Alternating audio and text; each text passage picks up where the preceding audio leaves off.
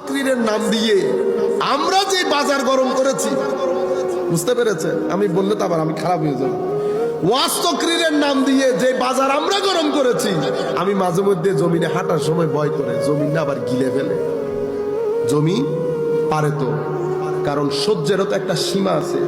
আমরা সীমা লঙ্ঘন করেছি অনেক আগে, অনেক আগে।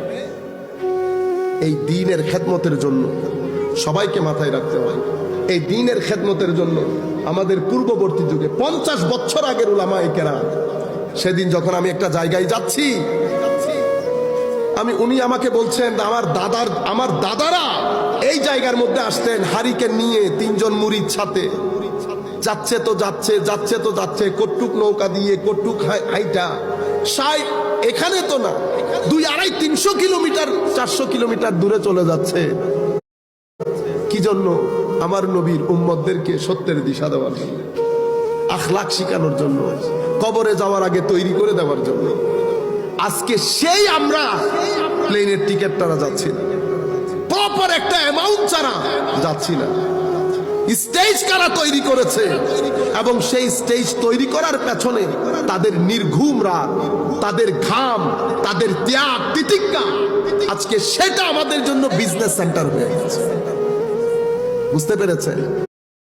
এখন আমি পানি যদি সুন্নিয়তের গায়ে ঢালি, তো সুন্নিয়ত তো ঠট্টর করে বেড়ে যাবে না? গাছ, সুন্নিয়তের গাছের নিচে যদি আমি পানি ঢালি,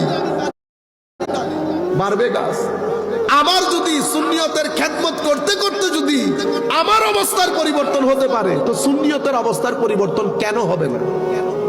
আপনারা বুঝতে পেরেছেন? আমরা পুরো জিনিসটাকে জগা খিচুড়ি করে ফেলেছি। আমরা আরেকবার ভাববার সময় এসেছে।